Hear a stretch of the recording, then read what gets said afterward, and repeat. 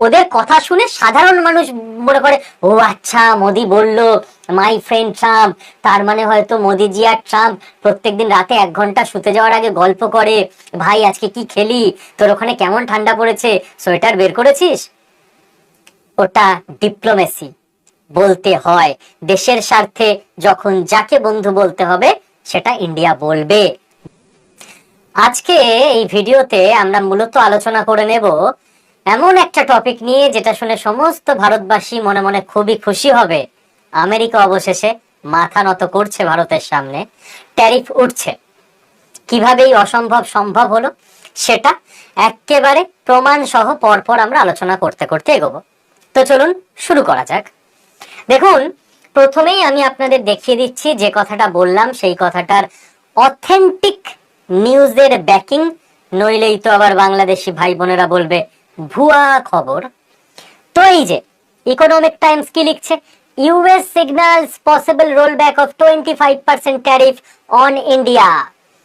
US মে roll back 25% India tariff, Scott Bessent বলছে। কি ব্যাপারটা? স্কট বেসেন্ট লোকটাকে, স্কট বেসেন্ট হচ্ছে আমেরিকার ট্রেজারি সেক্রেটারি।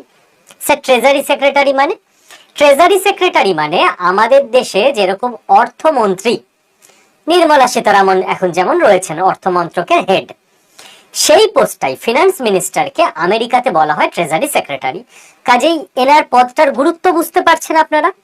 পৃথিবীর বৃহত্তম ইকোনমির অর্থমন্ত্রী এই স্কট বেসেন্ট, ইনি রিসেন্ট টাইমে এই যে ডাভোসে মিটিং চলছিল, ডাভোস নিয়ে তো লাস্ট 3-4 দিন আপনাদের বললাম, ডাভোসেই উনি জানিয়েছেন যে উপায় আছে ভারতবর্ষের উপর থেকে ট্যারিফ তুলে নেওয়া হতে পারে, মানে সিগন্যাল দিচ্ছে, হিন্ট দিচ্ছে।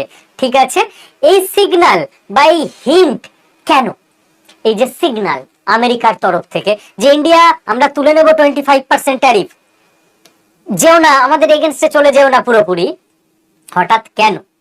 না, আমেরিকা পৃথিবীকে বোঝাচ্ছে যে দেখুন, ওই যে রাশিয়ার থেকে যে তেল আনছিল না ইন্ডিয়া, সেইটা যেহেতু প্রায় কোলাপস করে গেছে। এই যে কোলাপস, প্রত্যেকটা শব্দ আমি যখন বলি আমি ভেবে চিনতে বলি, এবং যে শব্দ আমেরিকা ব্যবহার করে সাংবাদিক সম্মেলনে, সেই সাংবাদিক সম্মেলনগুলোকে পুঙ্খানুপুঙ্খভাবে দেখে বলি, না দেখে না শুনে বলি না। তো কোলাপস করে গেছে রাশিয়ার তেল কেনা ইন্ডিয়ার তরফে, তো সেই জন্য আমরা ইন্ডিয়ার উপর থেকে 25% ট্যারিফ তুলে নেওয়ার কথা ভাবছি। সত্যি কোলাপস করে গেছে? ডেটা তো অন্য কথা বলছে। ডেটা বলছে 2025-এর তুলনায় 2026-এ ভারত 70% তেল রাশিয়ার থেকে কিনছে, 30% কমিয়েছে। 30% কমানোর মাধ্যমে ভারতও সিগন্যাল দিয়েছে যে নেগোসিয়েশনে আমরা ওকে, কিন্তু আমাদেরকেও আপনাকে বুঝতে হবে, আপনার কথায় পুরোপুরি রাশিয়ার সঙ্গে আমরা সম্পর্ক কাট আউট তো করবো না। হ্যাঁ ঠিক আছে, আমরা কিছু কমাচ্ছি, তার কারণ এই মুহূর্তে সারা পৃথিবীতে তেলের দর, ক্রুড অয়েলের দর গ্লোবালি মোটামুটি ঠিক আছে, তো আমরা রাশিয়ার থেকে এখন কম তেল নিয়েও চালাতে পারবো। আমাদের দেশের স্বার্থে আহামরি অসুবিধা হবে না। যে মুহূর্তে আমাদের দেশের স্বার্থে অসুবিধা হবে, বিশ্বমঞ্চে তেলের দাম বেড়ে যাবে, আমরা আবার রাশিয়ার থেকেই আনবো। তাহলে ভারত সিগন্যাল তো একটা দিয়েছে, কিন্তু যেখানে আমেরিকা বলেছিল রাশিয়ার থেকে তেল কিনলেই তাদের উপর ট্যারিফ, সেখানে ভারত এখনো 2025-এর তুলনায় 70% কিনছে, সব থেকে বেশি তেল।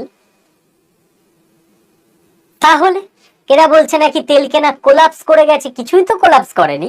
ভারতের 2025-এর আমদানির 70% মানেও তো হিউজ, বিশাল। তার কারণ অন্য কিছু। আমেরিকা মুখ বাঁচানোর জন্য, সম্মান বাঁচানোর জন্য সারা পৃথিবীর সামনে তো বলছে এসব, আসল কারণ হচ্ছে এটা।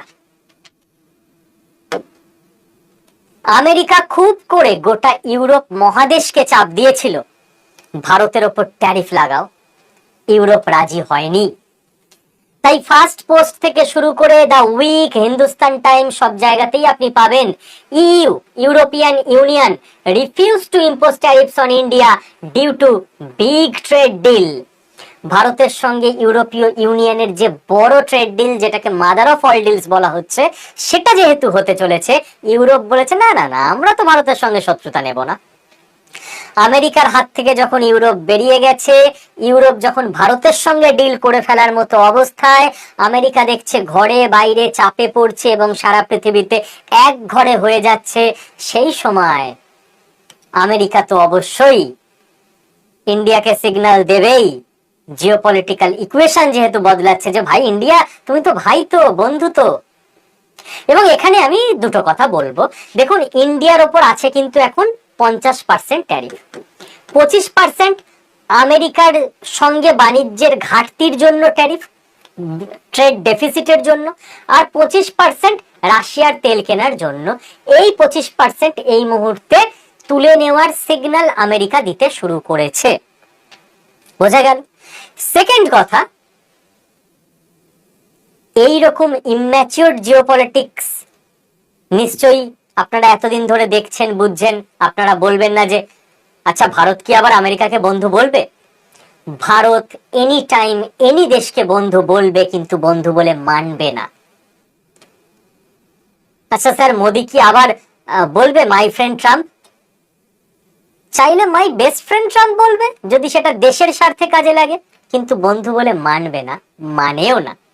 ওদের কথা শুনে সাধারণ মানুষ মনে করে ও আচ্ছা মোদি বলল মাই ফ্রেন্ড ট্রাম্প, তার মানে হয়তো মোদিজি আর ট্রাম্প প্রত্যেকদিন রাতে 1 ঘন্টা শুতে যাওয়ার আগে গল্প করে, ভাই আজকে কি খেলি, তোর ওখানে কেমন ঠান্ডা পড়েছে, সোয়েটার বের করেছিস। ওটা ডিপ্লোমেসি, বলতে হয় দেশের স্বার্থে। যখন যাকে বন্ধু বলতে হবে সেটা ইন্ডিয়া বলবে, বন্ধু বলে মানে না কাউকে। তাহলে ইন্ডিয়া বলতো আমরা আমেরিকা নির্ভর, আমরা রাশিয়া নির্ভর। ইন্ডিয়া বলে আমরা আত্মনির্ভর হব। বোঝা গেল?